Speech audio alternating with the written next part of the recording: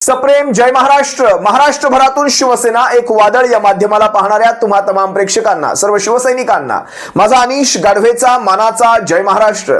जर आपण पहिल्यांदा शिवसेना एक वादळ या माध्यमाला किंबहुना मलाही पाहत असाल तर तुम्हा तमाम प्रेक्षकांना कळकळीची विनंती करतो, आता ताबडतोब शिवसेना एक वादळ या माध्यमाला आपण सबस्क्राइब करून पुढे व्हा. महाराष्ट्राच्या कानाकोपऱ्यापर्यंत शिवसेनेच्या विचारांना पोहोचवणाऱ्या या माध्यमाला आपण सर्वांनी मिळून मोठं करा, नम्र विनंती करतो. काल महाराष्ट्रातल्या सोलापूर जिल्ह्यातल्या माढा तालुक्यातलं अंजनगाव खेलोबा हे गाव अचानक प्रकाश झोतामध्ये आलं. जसं अचानक बुलढाणा जिल्ह्यातल्या लोणार तालुक्यातील चिखला हे गाव सुद्धा असंच प्रकाश झोतात आलं होतं. अगदी दीड महिन्यापूर्वीची ही गोष्ट. बुलढाण्यामध्ये तिथे शिवरायांचा पुतळा बसतो, वाद होतो, वंजारी विरुद्ध मराठा, मारहाण होते, कपडे फाटले जातात. जवळपास आठवडाभर 10-15 दिवस महाराष्ट्रातलं वातावरण, जातीय वातावरण ढवळून निघतं. मी त्यावेळेसही खरं तर हे विषय आता टाळतो, कारण सध्या कुठल्या विषयांकडे आपण भर दिली पाहिजे, महाराष्ट्र सध्या कुठल्या दिशेने चालला आहे हे आपण ठरवलं पाहिजे. या जातीय विषयांना सध्या मी टाळायचा प्रयत्न करतो. त्याही वेळेस मला कित्येक जणांचे मेसेजेस आले की ह्या जातीय विषयावर आपण बोललं गेलं पाहिजे, समाजाला प्रबोधन झालं पाहिजे. त्याही वेळेस तुम्ही पाहिलं असाल, मी माझी भूमिका स्पष्टपणे ठेवली होती, पक्षाची नाही तर माझी वैयक्तिक भूमिका ठेवली होती. एरवी तुम्ही मला पाहिलं असाल, मराठा आरक्षण आंदोलनाच्या बाबतीत मी माझी स्पष्ट भूमिका ठेवत असतो. मराठ्यांचं आरक्षण आंदोलन हे हक्काचं आहे, ते त्यांना मिळालंच पाहिजे, या बाजूने तुम्ही माझ्या अनेक भूमिका पाहिल्या असाल. पण ज्यावेळेस एखादं आंदोलन ज्यावेळेस राजकीय होऊ लागतं आणि स्टेटमेंट राजकीय येतात, त्यावेळेस तुम्ही माझं बुलढाण्याच्या वेळेसचा व्हिडिओ पाहिला असाल. मी अनेक मराठ्यांची नाराजी त्यावेळेस ओढावून घेतली होती. अनेकांचे मला फोन झाले, दादा तुमच्या भूमिका कधी अशा नव्हत्या, तुम्ही अशा प्रकारची भूमिका ठेवत आहात, तुम्ही छत्रपती शिवरायांचा पुतळा तिथे बसतोय पण तुमची भूमिका थोडीशी वेगळी वाटते. मी त्याही वेळेस स्पष्टपणे सांगितलं होतं, उभ्या महाराष्ट्रात छत्रपती शिवरायांच्या पुतळ्याला विरोध करणारा मला वाटत नाही कुणी शोधावा लागेल. कुठल्याही जाती आणि कुठल्याही धर्मामध्ये तो सापडणार नाही. छत्रपती शिवरायांच्या पुतळ्याला कुणाचाच विरोध नसतो. विरोध असतो तो त्यामागच्या राजकारणाला, हे जाणीवपूर्वक. आणि बरं एक गोष्ट तुम्ही लक्षात घ्या, मी त्याही वेळेस म्हणालो होतो, आपण पुतळा ठेवतोय की राजकारण ठेवतोय या गोष्टी समजून घेतल्या पाहिजेत. पुतळ्याच्या मागचं राजकारण सुद्धा समजून घेतलं पाहिजे. जाणीवपूर्वक काही गोष्टी घडतायत का तेही समजून घेतलं पाहिजे. आणि त्यानंतर ज्यावेळेस ऍक्शनला रिॲक्शन सुद्धा येते, त्या रिॲक्शन मधलं राजकारण सुद्धा समजून घेतलं पाहिजे. आज काय झालंय, वाईट एका गोष्टीचं वाटतं, तुम्ही इकडनं बाजू घेतली की तुम्ही या समाजाचे, तुम्ही इकडनं बाजू घेतली की तुम्ही या समाजाचे. पण आपण आपली स्पष्ट भूमिका ज्यावेळेस ठेवतो त्यामागे आपण आपली त्यामागची कारणं ठेवूयात. नेमकं काय असतं, मी आज इकडचीही बाजू घेत नाही, मी इकडचीही बाजू घेत नाही. माझ्या मनात या सगळ्या प्रकाराला घेऊन काय विचार आहेत ते तुम्हा सर्वांसमोर ठेवायचा नक्कीच प्रयत्न करतो. मला एक सांगावं, सगळ्यात पहिली गोष्ट लक्षात घ्या, पुतळा ठेवणाऱ्यांच्या मनामध्ये छत्रपती शिवरायांचे विचार किती आहेत हा सगळ्यात पहिला प्रश्न. छत्रपती शिवरायांच्या विचारांवरती माणसं किती चालतात हा सगळ्यात पहिला प्रश्न. छत्रपती शिवराय त्यांना किती कळाले हा सगळ्यात पहिला प्रश्न. हे सगळे पहिलेच प्रश्न का, कारण दुसरा प्रश्न येतच नाही, कारण ह्या पहिल्याच प्रश्नाची उत्तरं आपण देऊच शकणार नाही. छत्रपती शिवराय हे उभ्या महाराष्ट्राचं नव्हे, उभ्या हिंदुस्थानचं आराध्य दैवत. छत्रपती शिवराय त्यावेळेस होते म्हणून आज आपले देव देवळामध्ये आहेत. आज देवळामध्ये आमचा देव, आमचा देव, देवळामध्ये आमचा देव. मी ही गोष्ट तुम्हाला सांगेन, मला ज्या गोष्टी पटतात त्या पटतात, ज्या नाही पटत त्यावर मी स्पष्टपणे माझी भूमिका ठेवतो. मी तुम्हाला एक व्हिडिओ दाखवतो कशा प्रकारे लोकांना कसं भरकटवलं जातं. आमचा देव, आमचा देव, आमचा देव, तुमचा देव, आमचा देव, तुमचा देव, आमचा देव. हे तुमचं आमचं देवाच्या बाबतीत कधीपासून होऊ लागलं. त्यावेळेस वंजारी विरुद्ध मराठा, यावेळेस धनगर विरुद्ध मराठा. हे नेमकं काय राजकारण आहे? कुठे लक्ष वेधायचंय का, कुठून कुठे लक्ष भरकटवायचंय का? हे तुमचे आमचे देव कधीपासून होऊ लागले? जरा पहा ना हा व्हिडिओ. बसल्यावर जमीन मोजून आमच्या मंदिरावर येतं काय? आमची अस्मिता आहे. शिवाजी महाराजांना आम्ही मानतो. छत्रपती शिवाजी महाराज आमचे हृदयस्थान आहेत, दैवत आहेत. आम्हाला वेदना होत आहेत हे आंदोलन करताना. हजारो वर्षाची परंपरा आहे आमच्या दैवताची, खेळोबाची. इथं परांडे बाबा आमचे बसलेले आहेत. पट्टणकडोलीची यात्रा जगभर प्रसिद्ध आहे. देव रस्त्यावर बसलाय, 2-3 दिवसापासून उपोषण करतायत. प्रशासनानं बेकायदा त्याला काय केलं प्रशासनानं, आणि आमचा देवळ मोजायला चाललेत. आजोबा अरे मंदिर हजारो वर्षापूर्वीचं मंदिर आहे. या गावाचं नावच अंजनगाव खेलोबा आहे. ज्या देवाच्या नावावरनं गावाची ओळख आहे, त्या देवाची मोजणी करायचा अधिकार कुणालाही नाही, अजिबात होणार नाही. जीव गेला तरी चालेल. अरे आमच्या दैवताला काही किंमत आहे का नाही? घरांना मोजण्या मोठ्या मोठ्या दैवतांच्या करू शकता तुम्ही. जे पुतळा बसवणारेही तितकेच दोषी आणि पुतळ्यासाठी राजकारण करणारे, आमचा देव म्हणून राजकारण करणारे हेही तितकेच दोषी. खर तर एखादा पुतळा बसवल्यानंतर त्याच्यावर धूळ साफ करायला दुसऱ्या दिवशी कोणी नसतं. ही शोकांतिका आहे. त्याच्यावर चिमण्या कावळे जे घाण करून ठेवतात ते साफ करण्यासाठी आपल्याला पुढची शिवजयंती यावी लागते. ही शोकांतिका आहे. माफ करा, या गोष्टी घडतायत महाराष्ट्रभर. कित्येक ठिकाणी छत्रपती शिवरायांच्या पुतळ्याच्या मागे असलेला तो भागवत धर्माची आपली भगवी पताका, छत्रपती शिवरायांचा ध्वज, तो ध्वज फडकून फडकून फाटलेला असतो. तो बदलायलाही कोणी येत नाही. तुम्हाला या गोष्टी आढळल्या असतील तर तुम्ही सुद्धा व्यक्त होऊ शकता. तिथे मात्र छत्रपती शिवरायांचा अपमान होत नाही. धूळ खात असलेले कारण पुतळ्यांच्या बाबतीत सरकारने स्पष्टपणे कडक निर्देश ठेवलेले आहेत. त्यासाठी कायदा आहे. त्या कायद्यांचं पालन करूनच कुठल्याही ठिकाणी पुतळे उभारता येतात. आणि महापुरुषांचे पुतळे हे फार जबाबदारीने उभारावे लागतात, कारण त्यांचा सन्मान होणं सुद्धा तितकंच गरजेचं आहे. नको त्या ठिकाणी पुतळे उभे करून त्या पुतळ्याचा अपमान कुठतरी, त्या स्मारकाचा अपमान कुठतरी होईल, अशाही गोष्टी घडू नयेत यासाठी पुतळ्यांसाठी, महापुरुषांच्या पुतळ्यांसाठी कायदे करण्यात आलेले आहेत. मी मगाशी तुम्हाला जे म्हणालो, तुमचा देव माझा देव, तुमचा देव माझा देव, ह्या माणसांच्या मनामध्ये खरंच काहीतरी देव आला असेल का, की खरंच हे देवासाठी राजकारण करतायत? तुम्ही विचार करा. ही माणसं ही पक्की राजकारणी.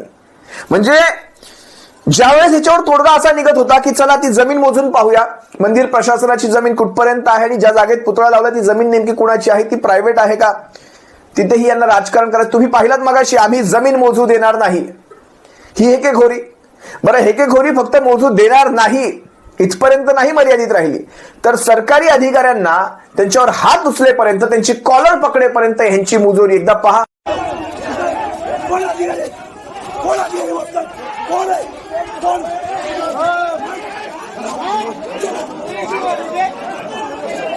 माझ्या अगोदर त्याला काय अक्कल आहे? इथं बेकायदेशीरित्या इथं पुतळा बसवलाय त्यांनी. आमच्या मंदिराच्या प्रवेशद्वारावर पुतळा बसवण्याचं काम या जरांगे हरामखोरानं केलेलं आहे. परत आमचा संताप अनावर झाला. हाकेजी, मला असं वाटतं की आपण आपले शब्द सांभाळून वापरूया. हे सगळं पाहत असताना खरंच मला सांगा, छत्रपती शिवराय जर वरून आपल्याला पाहत असतील तर काय म्हणत असतील? हळहळले असतील. 18 पगड जातींना, 12 बोलत्यांना एकत्र घेऊन जाणारा माझा हा राजा, त्या काळामध्ये त्यांना घेऊन स्वराज्य निर्माण करणारा हा माझा राजा. म्हणजे छत्रपती शिवरायांच्या त्या सैन्यामध्ये कोण कुठल्या जातीचं, पण सारेच्या सारे एक होते. विचार करा. म्हणजे ज्या शिवाकाशिदाने छत्रपती शिवरायांचं मरण स्वतःवर घेतलं, ते 10वी होते. त्यांनी हा नाही विचार केला छत्रपती शिवराय कुठल्या समाजाचे, मी कुठल्या समाजाचा. तो काळ छत्रपती शिवरायांसाठी माणसं आपला प्राण हसत हसत त्यागायची. आणि आज पहा, त्याच छत्रपती शिवरायांच्या, बरं मला हे कळत नाही, मी मगाशी म्हणालो हे पुतळे उभारणारेही तितकेच दोषी आणि पुतळ्यांच्या उभारल्यानंतर हे राजकारण करणारे, हे वळवळणारे हेही तितकेच दोषी. मला एक सांगा, एखाद्या मंदिराच्या समोर छत्रपती शिवरायांचा पुतळा असेल, समजा जागा कुणाची नाही, आता हा वाद बाजूला ठेवूयात, समजा असेल, मंदिराचं सौंदर्य कुठे कमी होणार आहे छत्रपती शिवरायांच्या पुतळ्यानंतर? पण नाही, तिथे राजकारण झालं पाहिजे. बरं, जमीन मोजली गेली आणि जमिनीत कळलं गेलं की ही जमीन मंदिर प्रशासनाची नाहीये, ज्या जागेत पुतळा आहे, त्यानंतर मात्र आपल्याला राजकारण करता येणार नाही. त्यामुळे त्या अधिकाऱ्याच्या कॉलरला सुद्धा हात घालायचा. आणि त्यानंतर ही असली माणसं, विचार करा, आज छत्रपती शिवराय असते तर कान फडवले नसते, जागेवर तलवारीने मुंडक्या उडवल्या असत्या ह्या राजकारण करणाऱ्यांच्या. मग दोनही बाजूंकडनं तलवारीने मुंडक्या उडवल्या असते छत्रपती शिवरायांनी, कारण हाही तितकाच मोठा गुन्हा आहे. समाजामध्ये आज ही अशा प्रकारची तेढ निर्माण करणं हाही तितकाच मोठा गुन्हा. तुम्ही लक्षात घ्या, या सगळ्या प्रकरणामध्ये एक गोष्ट घडते. छत्रपती शिवराय यांच्याविषयी आजवर कधी जातीपातींमध्ये विषय नव्हता झाला. छत्रपती शिवराय म्हटल्यानंतर हे कुठल्या जातीचे नव्हतेच कधी. आज उभा महाराष्ट्र एकत्र यायचा. छत्रपती शिवराय आज काय झालं? वंजारी विचार करतोय छत्रपती शिवराय माझे नाहीत का, मला हे आत्ता कळतंय. धनगर समाज विचार करतोय हे छत्रपती शिवराय माझे नाहीत का, मला आत्ता कळतंय. आज हे आपण कुठल्या विश्वामध्ये चाललो आहोत? आज माझा राजा आज आपण जातीपातींमध्ये विभागून ठेवला आणि ह्याला जबाबदार दोन्हीकडचे. माझ्या भावना कदाचित कठीण असतील, पण तुम्हाला मी एक व्हिडिओ दाखवतो. हाही व्हिडिओ पहा, तुम्हाला कळेल मला काय सांगायचं. महाराजांच्या स्वराज्याचं तोरण बांधला गेलेला तोरणा किल्ला आमच्या धनोजी धनगर नावाच्या गवळी धनगरानं छत्रपती शिवाजी महाराजांना गुलाल बुक्क्याप्रमाणे दान केला. यामध्ये हा नेता काय म्हणतो, म्हणजे ही अशा प्रकारची स्टेटमेंट करणं खरंच ह्या असल्या नेत्यांकडनं ही अशाच प्रकारची तुम्हाला अपेक्षा ठेवावी लागणार. ही माणसं समाज कधी एकत्र येऊच देणार नाहीत. मी मागच्या वेळेस ज्या वेळेस तो लोणार मधला चिखलामधला तो व्हिडिओ केला, आपलं काम समाज प्रबोधनाचं आहे. समाजामध्ये भडकवा भडकवी करून त्याच्यातून आपल्या पोळ्या भाजून घेण्याचं आपलं काम नाही. मी त्यावेळेस जे चुकलं त्याला चूक म्हटलो, ज्याला जे बरोबर त्याला बरोबर. आज असे प्रत्येक ठिकाणी आपण जाऊन जर पुतळे ठेवायला लागलो आणि पुतळा ठेवल्यानंतर त्याच्या मागे प्रत्येक गावामध्ये, प्रत्येक तालुक्यामध्ये, प्रत्येक जिल्ह्यामध्ये, प्रत्येक शहरामध्ये आपण जर अशी राजकारण करू लागलो तर सोडून द्या ना महाराष्ट्राचे विषय. मी काय म्हणतो, सोडून द्या महाराष्ट्राचे विषय, सोडून द्या शेतकऱ्यांना तर वाऱ्यावर सोडून द्या. अवकाळी बरसतोय हे सगळं बाजूला ठेवायचं आणि हे विषय महत्वाचे घ्यायचे. म्हणजे धनगराने जमीन माफ करा, तोरणा किल्ला हा गुलाल बुक्क्याप्रमाणे दान करून टाकला. ह्याच्यात आपण काय सांगू पाहतो, छत्रपती शिवरायांना दान करून टाकला, पण तो धनगराने दान केला. काय करतोय आपण हे? काय आजपर्यंत धनगर असेल, माळी असेल, तेली असेल, चांभार असेल, लोहार असेल, शिंपी असेल, वंजारी समाज असेल, सगळे समाज, ह्या महाराष्ट्रातले सर्व समाज, हे समाज कधी छत्रपती शिवरायांकडे जातीच्या आरशातून पाहत होते का? हे काय करतोय आपण? मला ते आजही सुंबराज चित्रपटातलं ते गाणं आठवतं. का कुणास ठाऊक, वारंवार इतके सुंदर बोल आहेत त्याचे. आता मग म्हणजे विचार करा, त्या गाण्यामध्ये कधी कधी असं शब्द तुम्ही टाकून पहा. देवाला महाराज सांगतायत, देवा तुझ सुंबरानं मांडायाचो नाही र, हान तुझ्या कुरणात माझा तांडायाचा नाही र, राऊळात बैस बाबा तुझा माझा तुटला धागा, आणि आता तुझ्या संग पुन्हा भांडायाचो नाही र. म्हणजे समोरासमोर मंदिराच्या समोर असला छत्रपती शिवरायांचा पुतळा कदाचित विरोबाला खेलोबाला हेच सांगत नसेल का, देवा आता तुझ्या दारात माझा तांडा यायचा नाही. हे काय चाललंय या महाराष्ट्रामध्ये? हजारो वर्षांची परंपरा, मगाशी तो नेता म्हणतो हजारो वर्षांची परंपरा, ही हजारो वर्षांची परंपरा कुणामुळे टिकली? साधा प्रश्न, पहिला प्रश्न, जसं मगाशी म्हटलं पहिला प्रश्न, ही परंपरा कुणामुळे टिकली? उत्तर देऊ शकाल या पहिल्या प्रश्नाचा? दुसरा पहिला प्रश्न, ही मंदिरं हजारो वर्षांची परंपरा असलेली ही मंदिरं कुणामुळे टिकली? काहीतरी ह्या प्रश्नांची उत्तर आपल्या मनाला विचारा. देऊ शकणार नाही तुम्ही उत्तर. आधी आपला समाजामध्ये वाद किती चाललाय ते पहा. मुंबईत धनगरांचं आंदोलन चालू असताना मात्र हे नेते मंडळी तिकडे पोहोचले नाहीत. बरं, मुंबईत ज्याने आंदोलन केलं त्यांची भाषा पाहायची तुम्हाला, एकमेकांबद्दलची भाषा, जरा ही भाषा सुद्धा पहा. ते माझे मोठे भाऊ आहेत. मी आपल्या माध्यमातून त्यांना नम्रपणे सांगतो की आज तुम्ही बोललात हाके सर, कृपा करून लहान भावाची विनंती आहे, याच्यानंतर असे वाक्य काढू नका. ओबीसी चळवळ मला शिकवू नका. माझं काम हे मला माहिती आहे, तुमच्यापेक्षा जास्त आहे. याच्यापेक्षा मी जास्त बोलत नाही. कृपा करून भाऊ आहे, मोठे भाऊ म्हणून आदराने सांगतो, याच्यानंतर असं बोलू नका. एकमेकांना चॅलेंज करणारी ही माणसं कधीतरी समाजासाठी एकत्र येतील का? यांना प्रत्येकाला स्वतःचं राजकारण मोठं करायचंय, प्रत्येकाला स्वतःला मोठं करायचंय. मी कसा मोठा होईल, समाज नाही. या सगळ्यामध्ये मी माझ्या पोळ्या कशा भाजेल हे सगळं ह्यांना पाहायचंय. मला खरंच या सगळ्यातून कुठेतरी समाजाचं भलं होणार असतं तर आपण हा विषय घेतला सुद्धा नसता. पण जाणीवपूर्वक धनगर समाजाला चिथवून ह्या अशा प्रकारच्या गोष्टी करून दोन्हीकडनं, मी इकडनंही म्हणणार नाही इकडनंही म्हणणार नाही, पण जाणीवपूर्वक ह्या अशा गोष्टी करून समाजाच्या नावाखाली स्वतःच्या पोळ्या भाजून घेणारे हे सगळ्यात जास्त दोषी. छत्रपती शिवरायांच्या त्या शिक्षेप्रमाणे यांचा चौरंगा झाला पाहिजे. समाजामध्ये तेढ लावणाऱ्यांना हा तितकाच घाणेरडा गुन्हा, विकृत गुन्हा मी सांगेन. समाजाच्या माथ्याला भडकवायचं, सलोखा कमी करून टाकायचा समाजामधला आणि काय म्हणायचं, तुम्ही आम्हाला संपवायला नाही, तुम्ही एकमेकांना संपवणार.